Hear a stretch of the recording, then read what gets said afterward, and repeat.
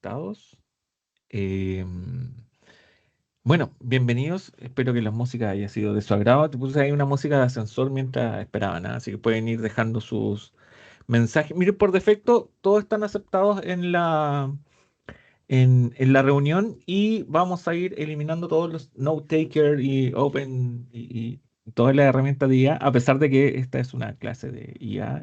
Todos los asistentes de toma de voz, toma de nota, los vamos a ir dejando fuera porque la idea es poder interactuar con todos ustedes. Está habilitado el chat, chicos, está habilitada la cámara. Si me quieren regalar su imagen, bienvenidos sean. Si me quieren tenemos por defecto silenciados los micrófonos. Eso no quiere decir que no puedan hablar. En algún instante, si alguien quiere hacer una pregunta, en el lugar que sea, levanta la mano y Diana ahí les va a ir habilitando el micrófono a cada uno de ellos. Los deshabilitamos por defecto para evitar de que los que vayan entrando a veces entran con el micrófono encendido y se puede interrumpir alguna cosita que estemos explicando. Así que, nada, coméntenos desde dónde están conectados. Todos son bienvenidos. Ahí veo a Catherine, veo a Ian. Muchas gracias por estar acá. Y bueno, vamos a partir. Diana, ¿quieres dar las palabras de bienvenida? Porque esto está siendo grabado, así que después vamos Sí, a subir el contenido. sí, bueno, darles un caluroso saludo, bueno, y unas muy buenas y frías tardes. Bienvenidos a la masterclass de análisis de datos con inteligencia artificial. Eh, nos gusta bastante esta temática y compartirlas con ustedes, así que sin mayor preámbulo, Walter, te cedo la palabra para comenzar a practicar lo que tenemos preparado para los chicos hoy. Muchas gracias, Diana. Bueno, veo que están conectados de Santiago, de Costa Rica, Buenos Aires. Me encanta esto de poder llegar a mucha gente en toda Latinoamérica, que es nuestro objetivo. Así que, chicos, el día de hoy vamos a comenzar hablando sobre inteligencia artificial y no se puede hablar de inteligencia artificial sin hacer un pequeño repaso de todo lo que implica inteligencia artificial. Vamos a hablarlo muy, muy rápidamente. La inteligencia artificial ha estado con nosotros durante más de 80 años. El primer concepto o el primer modelo de inteligencia artificial o el primer paper, llamémoslo así, se publicó en 1948. Entonces, no es algo nuevo. En efecto, la famosa prueba de Turing, que es para determinar si estamos hablando o no con una inteligencia artificial o con un humano, se planteó en 1950. Entonces, ya es un tema no nuevo, ha estado muy presente desde nosotros, desde antes de los desarrollos más potentes de la base de datos analítica. Entonces, no es algo nuevo. Lo que sí ha experimentado una evolución, por supuesto, en los últimos años, y la evolución principalmente con los modelos en los cuales interactuamos. No voy a profundizar mucho en la historia de la IA propiamente tal, sino que me gustaría hacer una pequeña, llamémosla así, una pequeña retrospectiva sobre cómo han ido evolucionando los modelos de inteligencia artificial a lo largo de los años. En los primeros modelos, estamos hablando de 1950, existían modelos que eran principalmente modelos de tipo matemático, ya sea algoritmos de análisis predictivo, algoritmos de estadística avanzada, que básicamente tomaban un input que eran números o coordenadas o texto en coordenadas, es decir, tomábamos todas esas pequeñas entradas, perforábamos en tarjeta o le dábamos una coordenada específica o simplemente se transformaba en código Morse, en binario y, y se utilizaban estos inputs para aplicar ese modelo matemático y el output que salía de esos modelos eran números o coordenadas o texto en coordenadas que después había que reinterpretar. ¿Servía muchísimo? Por supuesto que sí. A tal efecto que en 1950 se planteó la famosa prueba de Turing, es decir, Alan Turing estaba vivo todavía en esa época y dijo, bueno, si estamos, para poder identificar si estamos o no hablando con una inteligencia artificial, vamos a hacer una prueba, es decir, un computador, dos computadores con un punto ciego, en donde si una persona estaba hablando con una persona o con una máquina, si él lograba identificar a la persona, la prueba pasaba. Pero si la máquina era inidentificable, esa máquina ya superaba la prueba de Turing. Y se planteó en 1950 con estos pequeños avances de modelos que eran ya fantásticos. Eh, en los años 2000, o sea, voy a saltar 50 años, entre tanto, en el año 2000 aparecen ya los primeros modelos de lenguaje largos, o de alguna forma donde uno le ponía a estos modelos de este input lenguaje natural, texto, lenguaje natural. Hay un libro muy bueno que se llama Análisis Textual, que es de un doctor chileno muy bueno, no me acuerdo exactamente el nombre, que habla efectivamente cómo poder hacer análisis de texto, es decir, cómo descomponemos el texto en tokens y esos tokens se descomponen en distintos elementos, que permite esa descomposición del texto implementarlo en modelos de lenguaje largo. En el año 2000 también se desarrolla lo que conocemos ahora como Deep Learning, por lo tanto eso permitió ya generar tecnologías nuevas como las redes neuronales que permitieron desarrollar modelos de lenguaje largo. Anteriormente teníamos un modelo de lenguaje corto. El modelo de lenguaje corto, por ejemplo, es el famoso autocorrector del teclado o el texto predictivo cuando estamos escribiendo en un buscador en internet y te sugiere las siguientes palabras. Eso es, o estás escribiendo un correo y te sugiere lo que sigue. Eso es un modelo de lenguaje corto.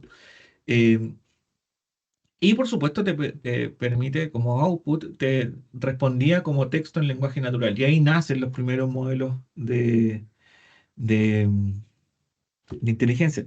Anteriormente eso, recordemos que en 1997 una máquina desarrollada por IBM le ganó al campeón mundial de ajedrez, es decir, no era una, una cosa tan poco potente, era bastante potente, pero digamos lo que en el transcurso de todos estos años, quienes accedían a estos desarrollos de inteligencia artificial eran precisamente mayores personas del ámbito académico, ¿ya? O personas muy específicas, aficionados, expertos en tecnología, o quienes estaban metidos en este mundo propiamente tal. En el año 2023 aparecen ya modelos un poco más complejos, donde podemos incorporar texto e imágenes. Es decir, ya lo vamos a llamar modelos de imagen o simuladores de mundo o simuladores de universo, donde podemos ya efectivamente, dado a que puedo agregarle imagen y texto, dado a eso, poder obtener algunas salidas bien interesantes. Y ahí donde ya aparece el boom de toda la inteligencia artificial, ahí aparece ChatGPT 3.5, se masifica y ya todo el mundo empieza a decir, oh, la inteligencia artificial va a dominar el mundo, etcétera.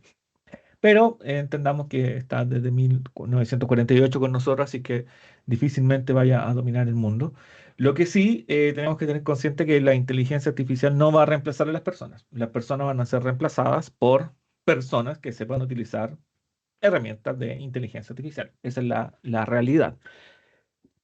Ahora cabe la pregunta, ¿cómo utilizamos eficientemente estas herramientas? Bueno, primero que todo, a las herramientas no se les pregunta, ¿ya? Entonces, yo he visto muchísimos ejemplos de gente preguntándole a ChatGPT o preguntándole a Copilot o a la herramienta de IA que quieran, pero no, a las herramientas no se les pregunta, ¿ya? Se les da instrucciones o se les da un prompt, ¿ok? Esa es la gran diferencia. Eh, para darle instrucciones a las herramientas es como las tenemos que hacer ejecutar, dándole instrucciones. No hacerles preguntas, porque para hacer preguntas están los buscadores. Y esa es la primera gran diferencia. Entonces, para poder trabajar bien con esta herramienta, tenemos que hacer prompts o instrucciones, ¿ya? ¿Y cuál es la gracia de hacer un buen prompt? Bueno, tenemos que ser muy, muy específico como se los voy a mostrar a continuación. De una forma, ojalá, un poco lúdica. A ver si funciona esto. ¿Me avisan si se escucha? Oye, ¿y si me haces un príncipe? Hay una extensa área gris en ¿Me haces un príncipe? Podría hacerte un príncipe. Ay, no. Sí, despertarías en sus brazos por el resto de tu vida. ¿Alguien vio mi palacio? Sé específico con lo que dices. El secreto está en los detalles. Entiendo. Bueno, ¿se escuchó, cierto?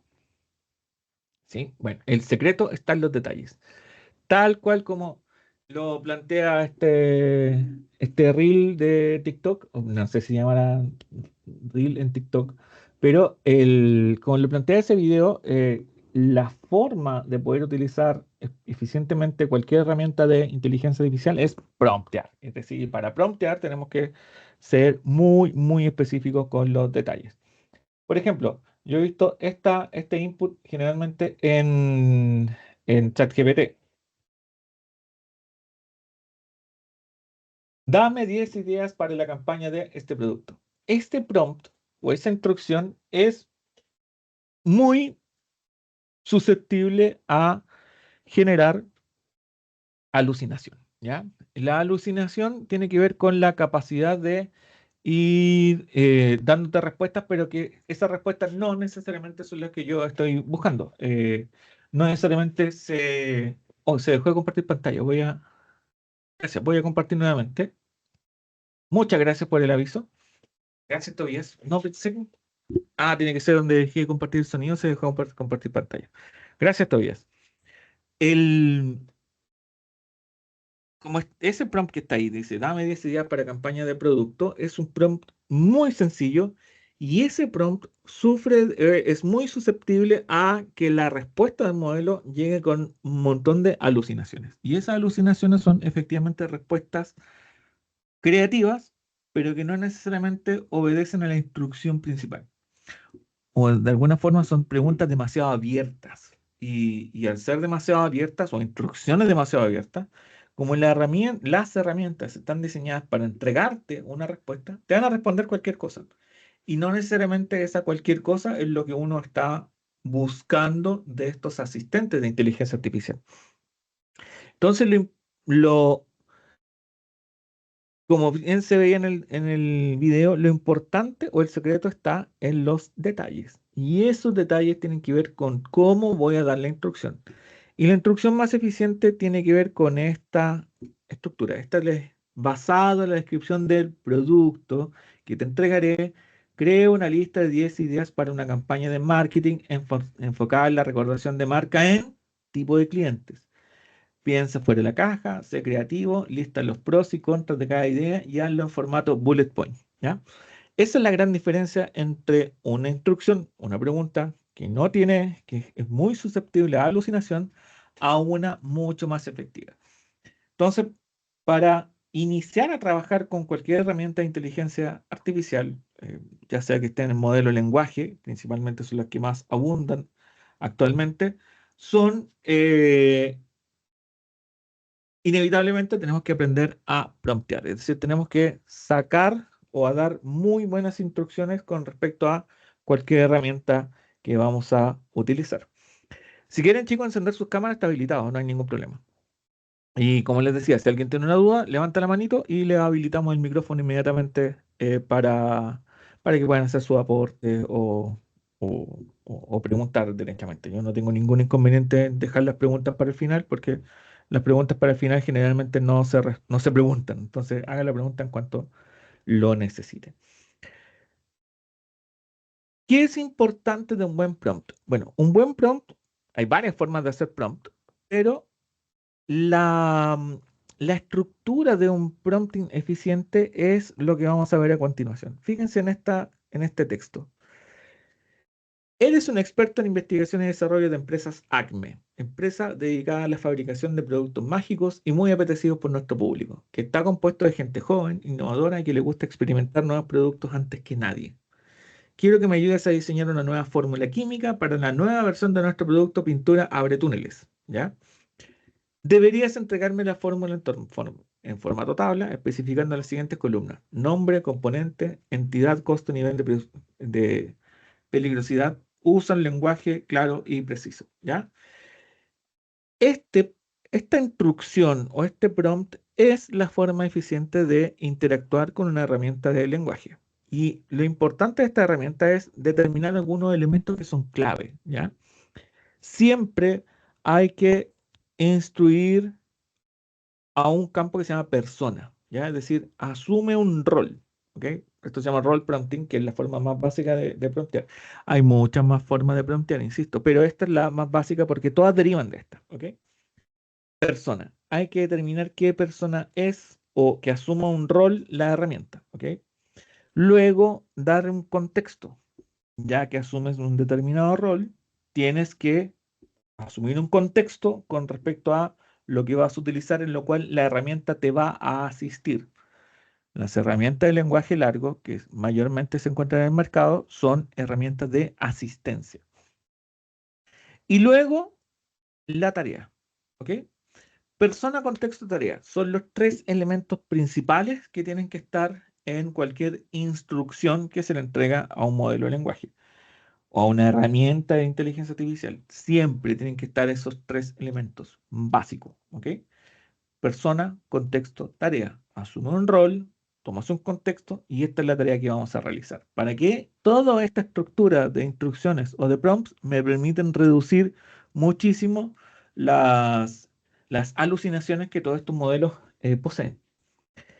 El formato es básicamente la descripción de cómo quiero esta, el resultado de la instrucción que le voy a dar. El tono y el ejemplo también son algunos elementos que puedo ir especificando en cualquier herramienta de lenguaje o de inteligencia artificial que voy a ir utilizando. Importantísimo, un buen prompt necesita obligatoriamente los tres primeros elementos, ¿ya? Necesita la persona, el contexto y la tarea. ¿Ya? Eso es obligatorio, sí o sí, ¿ok? Para hacer una buena instrucción o un buen prompt. Y lo segundo es opcional, pero recomendable, ¿ok? Eso es básicamente cómo vamos a ir a dar instrucciones. Y esta forma de dar instrucciones es lo que necesitamos siempre tener presente. Persona, contexto, tarea, obligatorio un buen prompt, formato, tono y ejemplo es opcional, pero es muy recomendable utilizar. Dado eso, vamos a nuestra primera demostración a trabajar con nuestro querido amigo ChatGPT. ¿Por qué? Porque ChatGPT es la herramienta que más se utiliza y también se puede hacer con Copilot.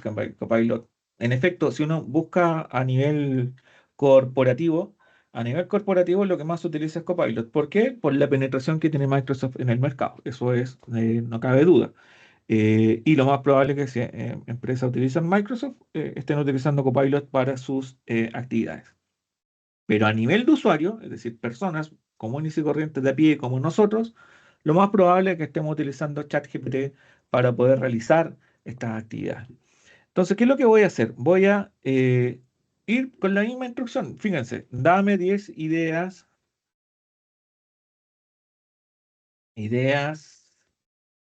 para una campaña del producto pintura para hoyos.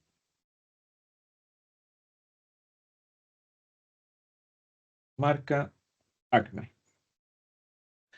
Y como les digo, este es un prompt fíjense, es muy inespecífico, ¿ya? Dice, ¿tienes ideas creativas para la campaña del producto pintura para hoyos de la marca Acme? Pensada para distintos formatos, digital, impreso, callejero, con foco en impacto visual, humor inteligente y memorabilidad, ¿ok? No lo tape, repárelo con... Y me da las 10 ideas, ¿ok?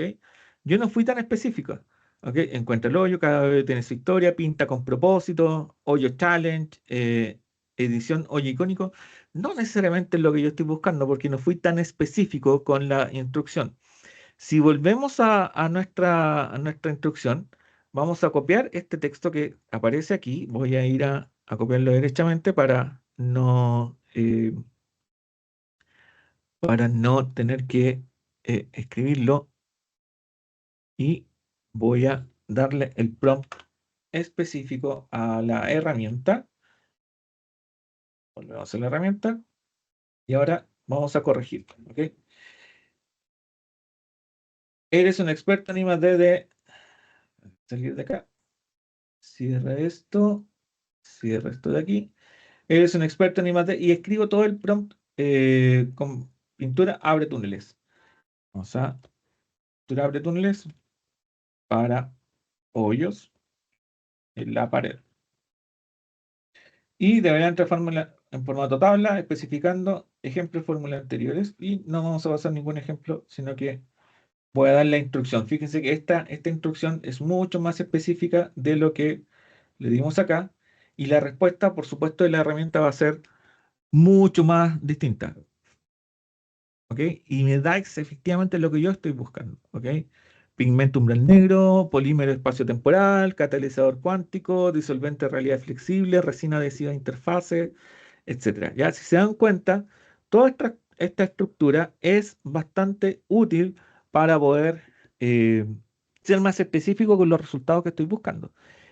Esta es la clave para entrar en el mundo de la analítica de datos. Una buena instrucción necesariamente tiene que obedecer a la especificación de la instrucción que estoy buscando. Porque entendamos que cuando tenemos un set de datos, este set de datos necesariamente puede estar con mucha información o podemos irnos por un camino bastante complejo con respecto a los resultados probables cuando incorporo un set de datos. Y es ahí donde los quiero...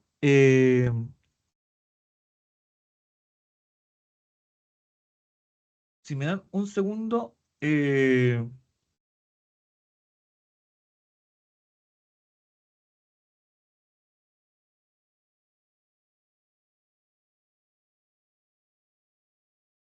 si me dan un segundo, por favor, que me acaba de aparecer una pequeña inconveniente, pero ya lo resuelvo. Ya. Cuando tenemos que analizar datos con este tipo de herramientas, como Copilot o con inteligencia artificial, necesariamente vamos a trabajar con datos. Entonces, me interesa ir viendo algunas herramientas propias o algunos elementos propios de ChatGPT. Me permite hacer eh, todas estas actividades, pero también si yo abro acá algún elemento, tengo una estructura de ChatGPT, una misma apartado de ChatGPT que me permite hacer análisis de datos, ya que está em, inmediatamente diseñado para analizar datos propiamente tal, que se llama Data Analyst 4.0. ¿Cómo funciona esta estructura? Bueno, subo un set de datos. Fíjense que cambia esta estructura. Voy a agregar fotos o archivos. Voy a traer desde mi descarga, que yo ya he descargado algunos elementos, un set de datos donde voy a tener aquí un CSV que está buscando ese. Voy a traer al apartado Data Analysis de ChatGPT el CSV de todos los que se inscribieron en la Masterclass de Fabric. Esto fue ya la semana pasada. Y como bien le había dicho, vamos a darle una buena instrucción para que me entregue el análisis de datos. ¿Ok? Y voy a poner, eres un analista de datos de la empresa WeData. Te dedicas al análisis descriptivo. ¿Ok? Y ahí ya genero la primera instrucción. ¿Ok? La persona. ¿Quién eres? Luego, debes realizar un análisis de incorporación de participantes a la masterclass acumulada en el tiempo, considerando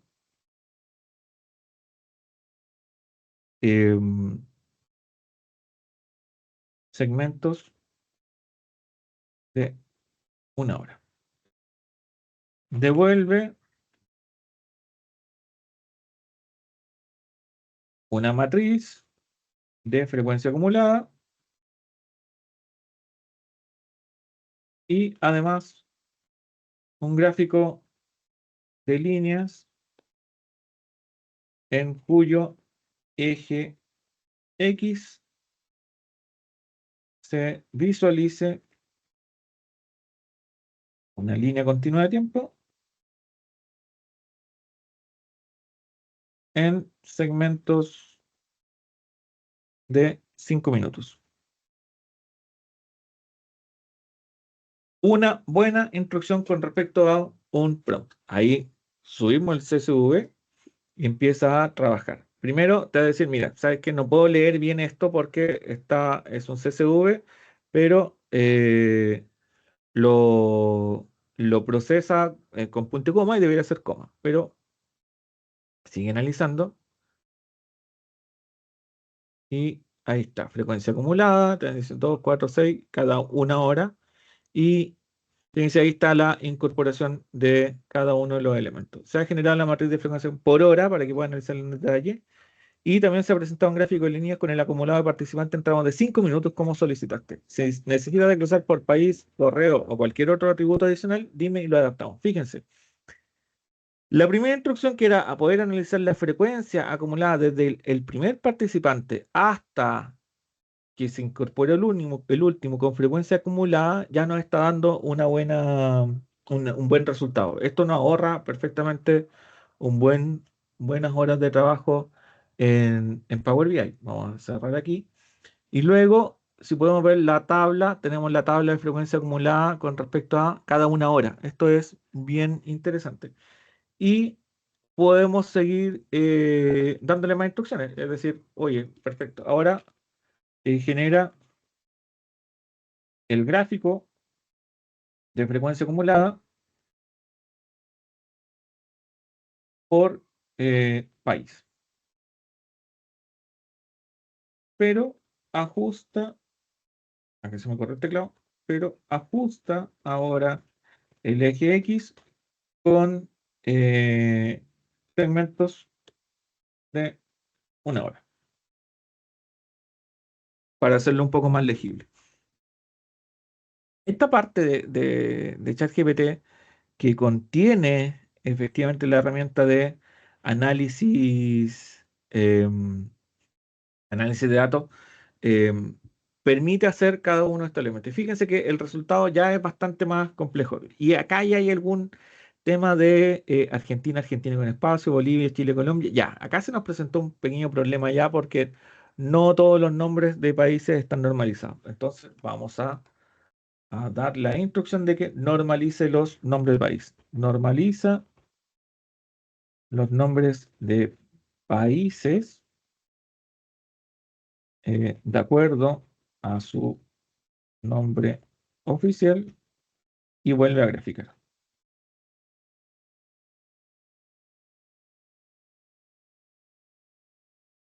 Y ahí estoy dando una instrucción sobre la memoria misma de la herramienta análisis de datos de ChatGPT.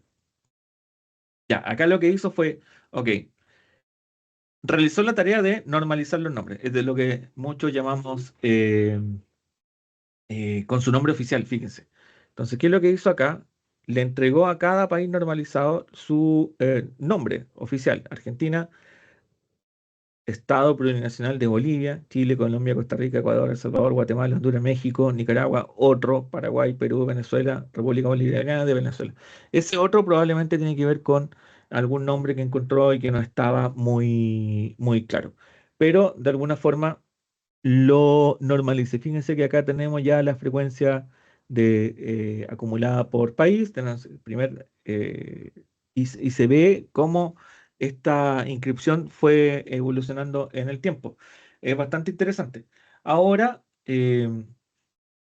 ¿para qué podría servir un análisis de datos con inteligencia artificial y no hacerlo con la interactividad de Power BI o de cualquier otra herramienta propia de análisis?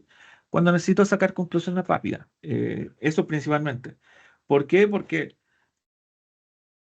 no necesariamente todas las decisiones que se tienen que tomar en alguna instancia requieren de una análisis profundo de los datos. Por lo general, a veces necesitamos tener una idea general para poder canalizar un análisis más profundo.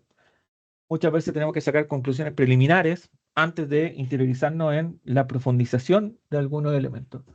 Eh, Me gustaría saber de esta, y para eso es muy factible hacer un análisis de datos con herramientas de inteligencia artificial.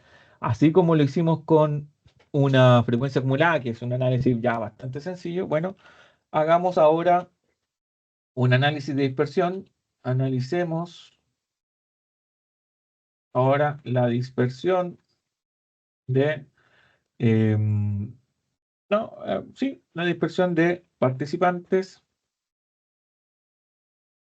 por hora del día y en la cual se inscribieron por cada país del cual provenían. Lo anterior para saber en qué horario participan más los suscriptores.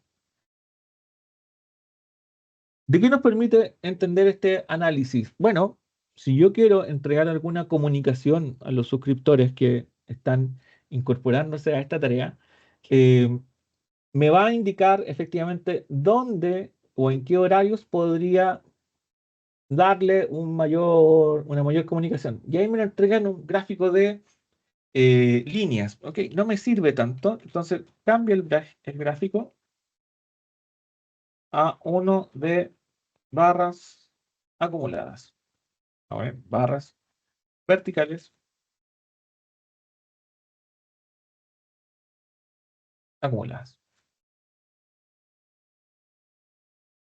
Y ahí podría haber sido mucho más específico, donde cada color representa cada país, etcétera. Pero efectivamente ya me está mostrando una mayor ordenamiento. Mira, esta es la medianoche, en la madrugada, por supuesto, muy poca gente, y donde más se empieza a agrupar es a mediodía, 12, 13, 14, 15 hasta las 18. O sea, entre las 12 y las 18 es donde tenemos mayor participación de las personas que se están inscribiendo. Y hay bastante interesante, que estos son los pajaritos nocturnos, que le llamamos así los pajarillos nocturnos, que de entre 19 y 21 ya siguen trabajando o empiezan a participar en otras cosas. Decae mucho la participación luego de las 10 de la noche y por supuesto en la madrugada.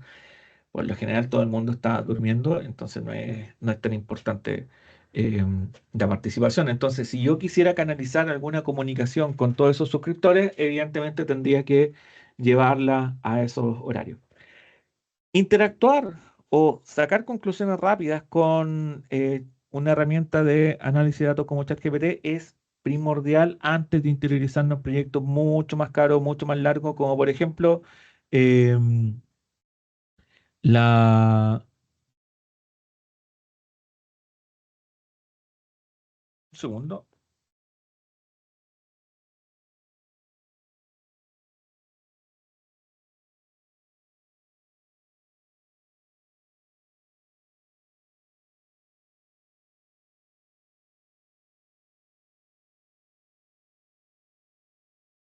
Ya, ahora sí.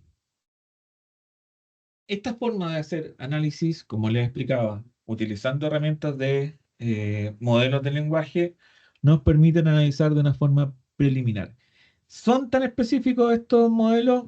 Por lo general, sí, son bastante buenos los resultados que entregan, pero yo no confiaría tanto cuando tengo modelos con muchos datos. Es decir, con cientos de datos, con 2000 datos, con 2000 filas, 5000 filas, no tengo ningún inconveniente en confiar en la, llamémoslo, en la accuracy de los datos, ya se me olvidó este concepto de accuracy, con la especificación o la capacidad de respuesta de los datos en un modelo de lenguaje. Están diseñados para esto. Si se dan cuenta, la capacidad de tener memoria con respecto al primer set de datos que cargué y, y haciendo estas instrucciones para obtener los distintos mensajes o las distintas respuestas, está impecable. Ahora lo que puedo pedir es genera un informe en PDF con eh, todos los gráficos eh, y expórtalo con las conclusiones principales.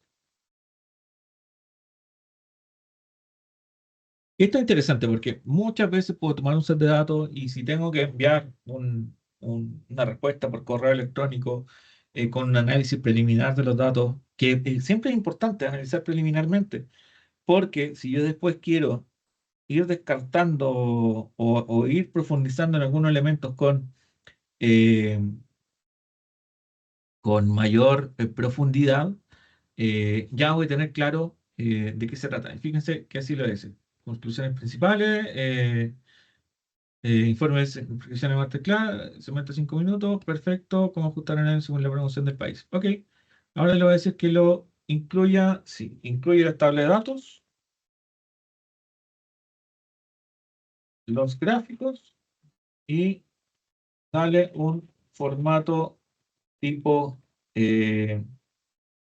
informe ejecutivo para la gerencia de marketing. Siempre asumiendo el rol. Fui más específico con la instrucción, va a generar este reporte, va a incluir las tablas, va a incluir los gráficos y me va a ayudar a construir un reporte bastante interesante, mucho más completo para poder entregar y adjuntar a alguna gerencia en este caso. Incluyendo portal institucional, conclusiones clave, todo lo gráfico analítico, tabla de datos. Vamos a ver cómo lo descargó y ahí está la portada, conclusiones principales, la incorporación acumulada en segmento 5 minutos, hora día del país, la frecuencia acumulada por segmento 1 hora, la distribución de inscripciones por hora del día del país. ¿Puede quedar mejor? Por supuesto que puede quedar mejor, pero para que quede mejor tengo que ser capaz de entregar mejores instrucciones. Entendamos que estas son herramientas de lenguaje y no necesariamente, y son asistentes, no van a reemplazar alguna herramienta. Si se dan cuenta, cuando uno utiliza este GPT, siempre te va a entregar un iconito acá que es bastante interesante, que es el iconito de código que está acá. Si uno lo presiona, fíjense que lo que está haciendo es Python, ¿ya? De alguna forma está utilizando Python para poder tomar el set de datos y ejecutar utilizando alguna librería para poder entregarlo. Esto es buenísimo. ¿Por qué? Porque me va a permitir ir aprendiendo Python si es que lo que quiero es hacer eso. En vez de utilizar esta herramienta como ChatGPT, quiero hacerlo rápidamente en mi computador local y tengo Python, perfecto, copio el código y lo ejecuto leyendo inmediatamente cualquier set de datos que ahí tenga y de alguna forma no necesariamente pasándolo a ChatGPT. Esto es bueno porque, fíjense, como en ChatGPT, yo lo que siempre digo, no pongamos datos oficiales o datos muy privados porque estoy exponiendo esos datos privados al público.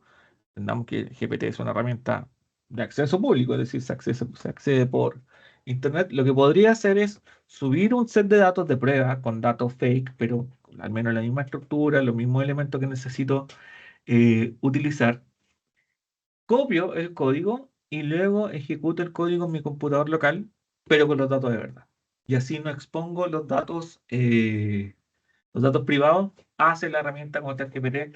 ¿Por qué? Porque este código de Python es el que necesito para poder utilizarlo. Entonces, luego, si se dan cuenta, cada instrucción tiene el código que estoy utilizando y me va a permitir ir emulando después cada uno de los resultados, pero ya con los datos oficiales. ¿Alguna pregunta por acá al momento? Levanten la mano o abran el micrófono si es que lo habían visto o no lo habían visto, opinen, porque ya vamos a pasar a la siguiente parte de, de esta masterclass. Espero opiniones porque así me dan espacio para poder beber agua o té, que es casi lo mismo. Ahí, aquí hay una pregunta. A ver. Ya es. De todas formas, ¿es confiable en la configuración desactivar la opción de entrenamiento? Pregunta Ignacio Airaldo. Eh, yo en ninguna parte confiaría en la opción de configuración desactivar la opción de entrenamiento. Eh, claro, ¿dónde podría funcionar si estás pagando la licencia De $200, sí. Acá efectivamente es más probable que tus datos no se utilicen para entrenar. Pero acá en el modelo de $20, que es el que yo utilizo y pago, tengo mis dudas, ¿ya? Por eso no lo recomendaría. Y en plan empresa, que tiene $25 al mes, acá es mucho más, tienen de seguridad para poder no utilizar. Entonces, en esta licencia de plan empresarial de $25 al mes, sí, tiene mayor perfil de seguridad, pero aún así no expondría datos privados para solamente datos de prueba, y después lo ejecutaría en otro entorno, mucho más privado. Tiene que ver porque GPT aún no, o sea, uno conoce la arquitectura, pero aún así el mismo código propiamente tal no los tiene, y me es difícil acceder a ello. Entonces, la licencia de $25, si uno lee los espacios, te permite cierta seguridad esencial, ¿ya? Para, y los datos excluidos del entrenamiento. Eso es lo que te asegura esta licencia, y por lo tanto, como ya estás pagando esa licencia, podrías reclamarlo en caso de que esté utilizando datos privados. Pero, pero aún así yo los vería con cautela. Bueno, sigamos. Como les comentaba, los modelos de lenguaje largo tienen esta estructura: input, output. Es decir, tengo una instrucción, esa instrucción va al modelo de lenguaje y por supuesto me entrega una respuesta. Pero también tienen algunas variantes. La primera variante es la variante de instrucción-respuesta, es decir, input es la instrucción, el prompt, y respuesta. Y eso va básicamente al entrenamiento mismo del modelo. Si un modelo fue entrenado para responder siempre algo, este es su retrieval base. Es decir, esta primera línea es la que efectivamente está desarrollando, y o de alguna forma es la razón por la cual se están desarrollando las respuestas. Eh, Luego vienen un par de cositas adicionales y esta es la parte diferencial de las distintas herramientas de lenguaje que existen o que están de alguna forma disponibles en el mercado. Uno son las herramientas, es decir, ChatGPT, Sora, Gemini, Copilot, se empiezan a diferenciar una de otra, no tanto por su retrieval, sino que por las herramientas que permiten adicionarse. Por ejemplo, esta herramienta de análisis de datos es propia de ChatGPT. Y también se diferencian una a otra por la capacidad de memoria, es decir, cuánta memoria voy a guardar para poder ejecutar mejor mi función. ¿Ya? Si me doy cuenta, acá en esta herramienta, yo tengo la capacidad de guardar hasta un cierto límite. Ya va a llegar un instante que le voy a dar tanta instrucción que el dato principal ya se perdió. ¿Ya? No lo voy a poder, no le voy a poder sacarle más información, y me va a pedir nuevamente cargar el archivo. Y va a volver a cargar el archivo y va a volver a procesar todo para poder ejecutar. Eso ya es la parte de memoria. Y esa memoria puede ser temporal o puede ser generalmente temporal. Es decir, yo subo este archivo y poder trabajar 1 hora con este archivo, puedo hacer muchas instrucciones, pero luego ya llega un instante que se desconecta y tengo que volver a cargar el archivo para que lo empiece a utilizar. Ya, eso es la capacidad de memoria. Como les decía, también existen algunas otras herramientas. Si me voy al chat normal, si se dan cuenta que hay herramientas donde puedo ya empezar a trabajar algunas otras cosas. Por ejemplo, crear una imagen, hacer búsqueda en la web, escribir o programar con un determinado código, o ejecutar una investigación a fondo. Eso ya es algunas otras cosas propias de ChatGPT, pero no las vamos a tocar ahora porque eh, esta es una masterclass de análisis de datos con ChatGPT, no de dibujar y hacer deep research, así que eso lo podemos ver en alguna otra ocasión. Eh, Básicamente esa es la diferencia entre los distintos modelos de lenguaje. Tiene que ver no tanto con su retrieval, sino que tiene que ver con la capacidad de incorporar herramientas externas o memoria a sus distintos suscriptores. Esto es una pirámide que me gusta bastante y que es bastante interesante de poder entender, y tiene que ver mucho con la clasificación de las organizaciones que están utilizando inteligencia artificial.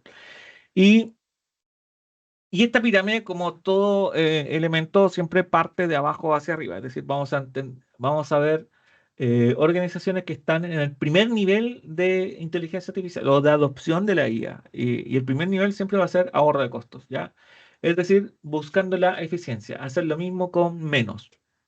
Un análisis preliminar para nosotros es eso, ahorrar costos. Costo entendiendo tiempo. Hacer este mismo análisis que hice, yo lo quiero hacer con Python o con Power BI, implica cargar los datos, limpiar los datos, hacer todo lo que tengo que hacer en Power Query, reclasificar, bla, bla, bla. 1 hora de trabajo y voy a tener las mismas conclusiones. Acá lo hicimos en 10 minutos y saqué las mismas conclusiones. ¿Ahorra tiempo? Sí, hago lo mismo con menos, soy más eficiente. Estaba buscando un análisis preliminar, saco un análisis preliminar y funciona. Se dice que a aquellas organizaciones que están haciendo o están en el primero o el segundo nivel, es decir, están haciendo eficiencia o efectividad con utilizar inteligencia artificial, están siendo organizaciones del tipo Centauro, ¿ya? Es decir, un humano que se adoptó en sí mismo otra herramienta, en este caso como el Centauro tiene un cuerpo de caballo, es decir, puede avanzar mucho más rápido y de alguna forma ser más eficiente y efectivo, pero sin dejar de ser humanos propiamente tal. El tercer nivel de la adopción de la inteligencia artificial tiene que ver con la invención, ¿ya? Y esas son muy pocas organizaciones que ya están en ese nivel número 3, que se refiere a hacer algo nunca antes hecho utilizando herramientas de IA para las mismas actividades que tengo que realizar en la cotidianidad.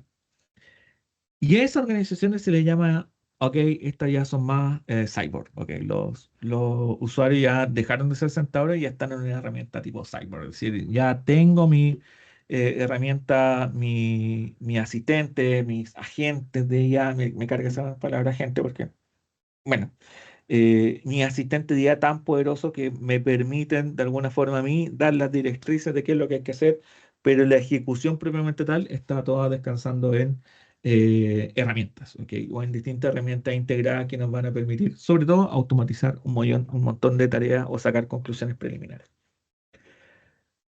En síntesis, herramientas más comunes y recomendadas. Tenemos todos los asistentes de inteligencia artificial. ChatGPT, Cloud, Google Gemini, DeepSeek, de los chinos, Mistral, etcétera. ¿Ok? No tengo ningún inconveniente con ninguna de ellas.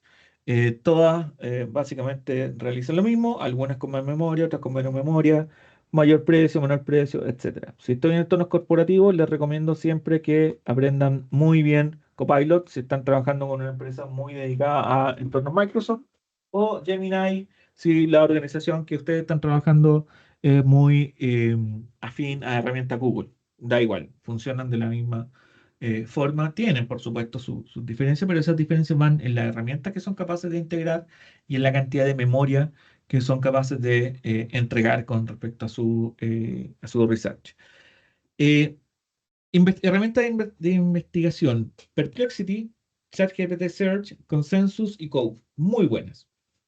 Para análisis de información, y esta es la demo que sigo viendo, es NotebookLM y ChatGPT para análisis de datos. Para documentos tenemos Gamma, Google Docs, Copilot 365. Imágenes con inteligencia artificial tenemos a Crea, FreePic, Witch, Ideogram. Y para música y voces tenemos a Refusion, Suno, Eleven Labs. ¿Ok? ¿Herramientas que pueden explorar? Sí. Denme un segundo.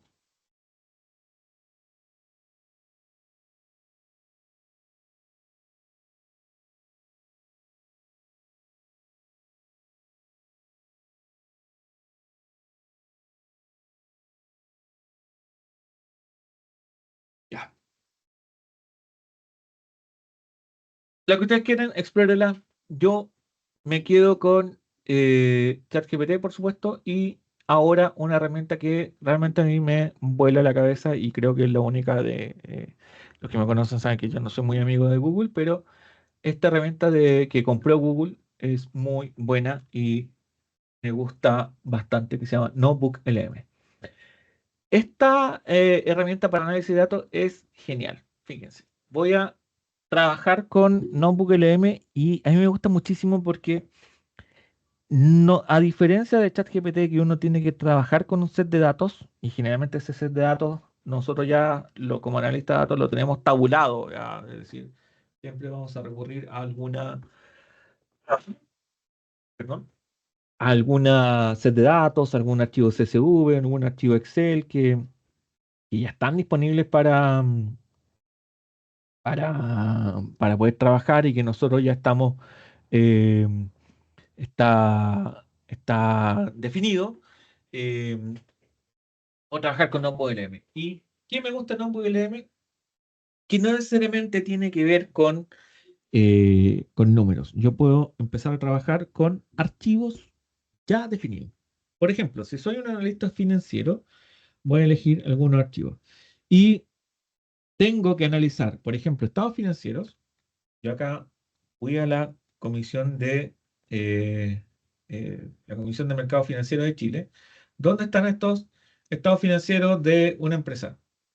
Cualquiera. Está cargando acá. Me pasa eso cuando tengo activado el compartir. Voy a dejar de compartir un segundo para que cargue esto. Tiene memoria. Ustedes comprenderán. Sí, se me pegó. Cerrar el programa. Momento de pregunta mientras recargo. Chicos, no le pierdan el miedo, pregunten.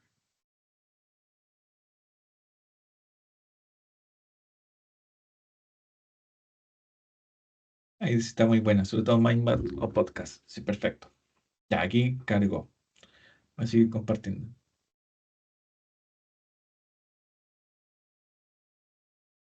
Vámonos, William. Fíjense, yo lo que hice acá fue cargar estos tres documentos que se llaman estado financiero. Es decir, la descargo en Chile está la Comisión de Mercado de Valores, que de alguna forma es la encargada de supervisar todas las empresas que sus acciones se transan en bolsa.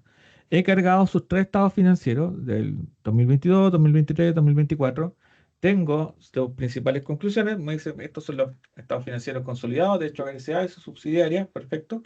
Y ya puedo empezar a analizar sobre solamente estos documentos sin el sesgo de la búsqueda por Internet. Eso ya me es maravilloso. Entonces, para promptear con estas tres fuentes, hago lo mismo. Eres analista financiero de una corredora de bolsa. Necesitamos recomendar o no a un cliente nuestro la inversión en acciones de esta empresa y para eso necesito visualizar la evolución de, de sus principales indicadores.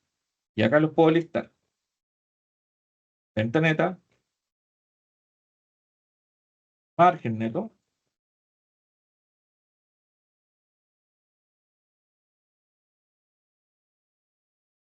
liquidez, corto plazo, deuda sobre el patrimonio y vamos a ver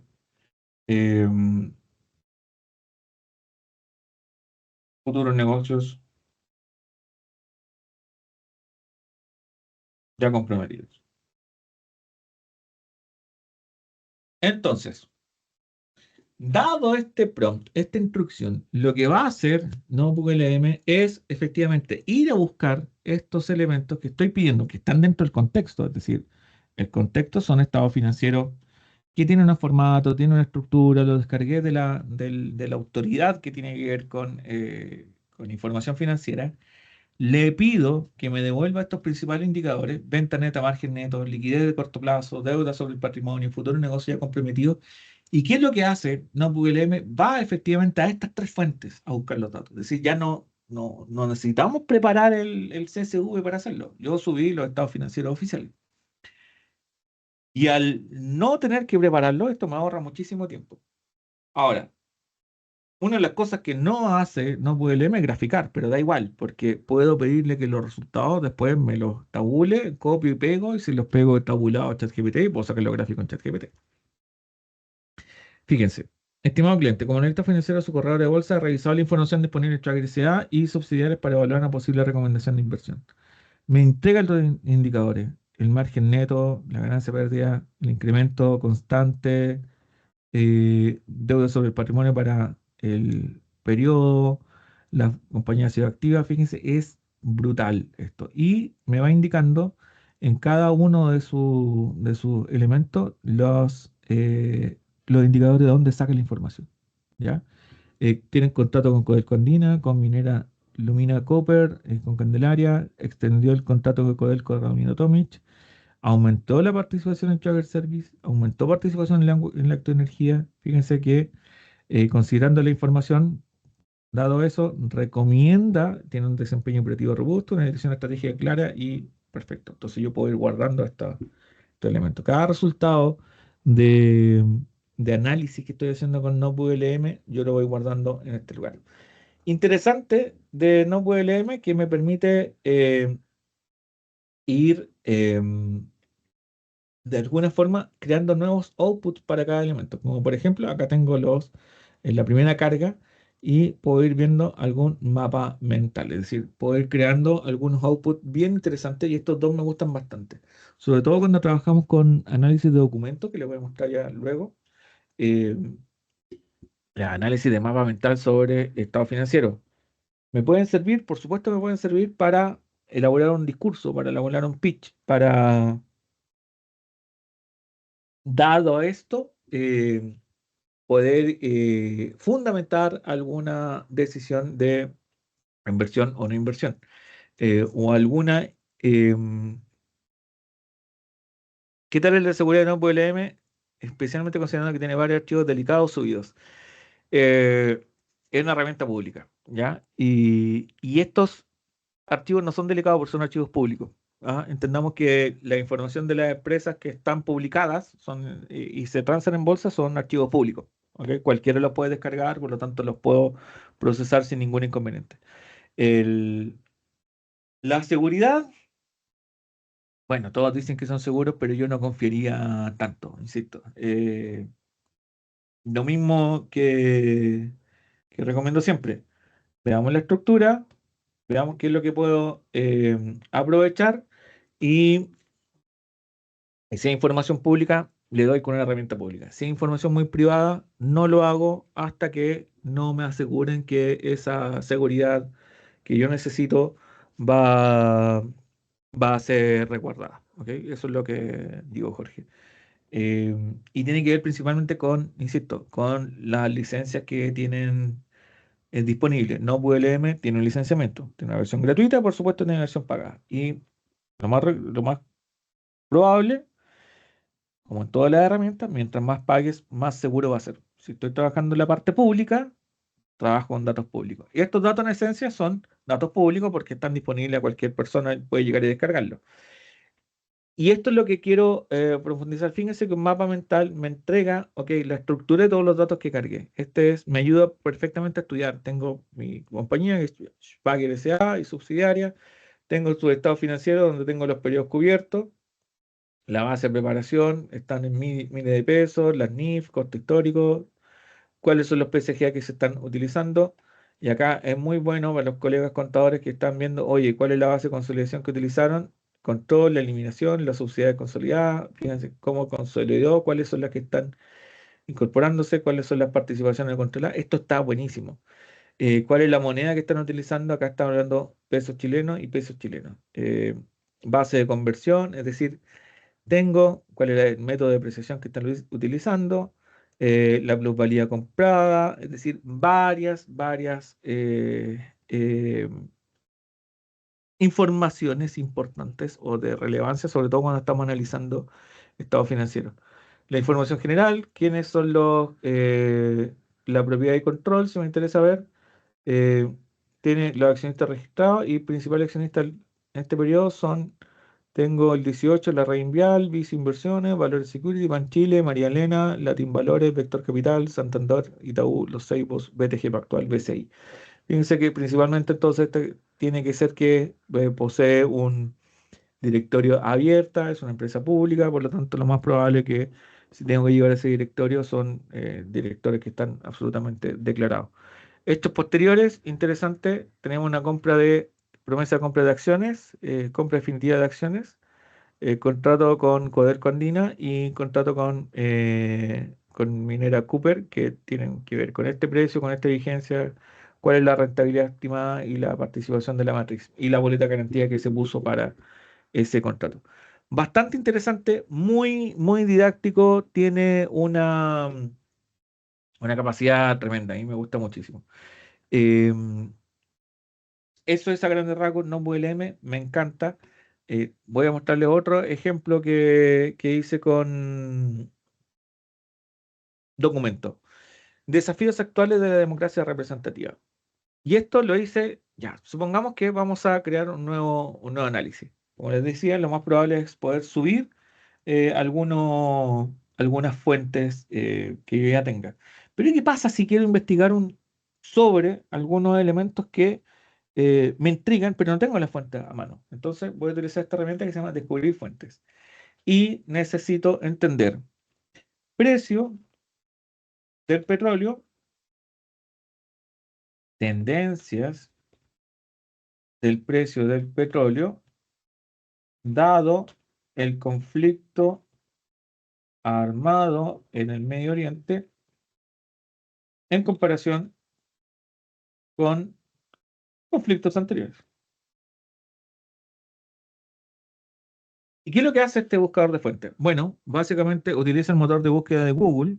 El motor de búsqueda de Google va a buscar todas las fuentes probables que encuentre y me va a indicar qué tipo de fuentes son. ¿Ya? Acá puedo seleccionar, no todas, sino que me voy a quedar con algunas. Por ejemplo, este es un PDF. El riesgo mayor conflicto en el precio, discar el precio de y voy viendo de qué se trata esta fuente. Y voy viendo, este es un PDF, es una nota, perfecto, la considerará, no la considerará, pero puedo verla primero. Un YouTube, Petróleo American, ok, ¿qué es lo que es esto? American Petroleum.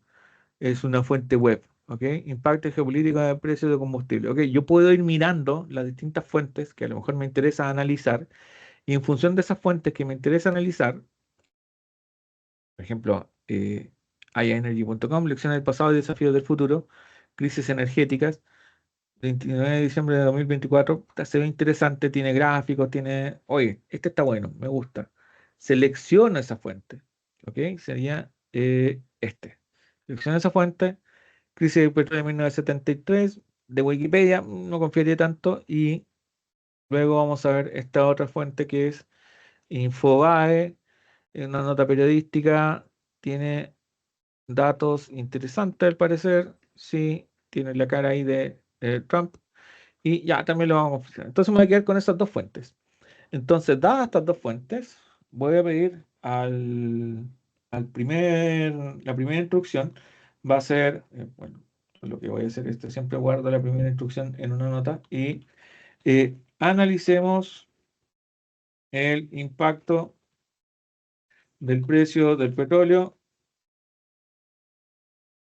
por barril para los próximos 3 meses. Insisto, esto es información muy preliminar, ¿ok? Y estoy basándome solamente en esas fuentes. Y voy a hacer el mismo ejercicio, ¿ya? Pero con ChatGPT. Bien, pero en ChatGPT lo que voy a hacer es utilizar el ChatGPT 4.0.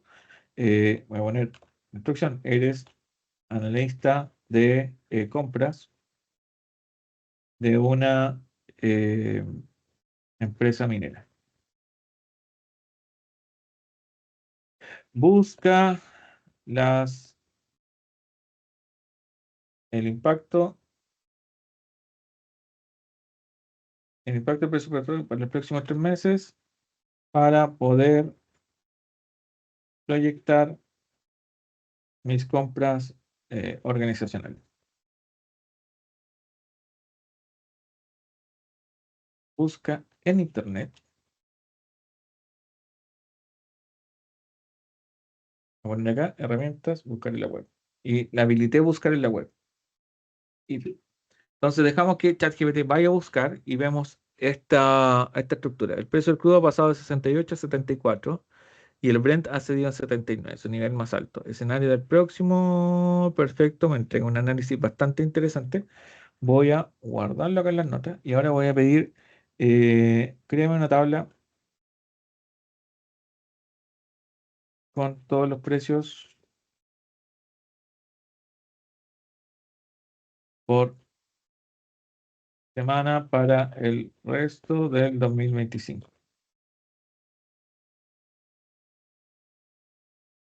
Y voy a darle la misma instrucción a... Ya, fíjate que no la puede hacer, no te la creas. Y acá ya se hace una búsqueda, en función de esa búsqueda te da las predicciones para los próximos 3 meses y voy a eh, darle la instrucción. Fíjense, ChatGPT siempre está entrenado para devolverte algo. Y fíjense que acá, dado esa fuente que es Rignice.com, sí te la da para la cuarta semana de julio, más o menos agosto, septiembre, 60 cada semana, octubre, 61, 61, 61. Es decir, acá ya no puede proyectar, entonces mantiene el valor para la base. Es decir, según esto, el precio del barril debería llegar a 61 máximo, ¿ok? Hasta la quinta semana de diciembre. Em, la base utilizada para los valores y la interpretación. Si nos vamos acá, nos dice que podría llegar entre los 70 y los 80. ¿Ya? Si solo es decir, analiza un poco más profundamente los distintos elementos que tienen que ver con el riesgo. En comparación, si se dan cuenta, NotebookLM me entrega mayor capacidad de razonamiento, ¿ya? Es decir, es una herramienta que me entrega mucho más texto y de alguna forma sirve mucho para fundamentar en alguna discusión, en alguna clase o en alguna reunión bastante importante. Guardo las notas siempre.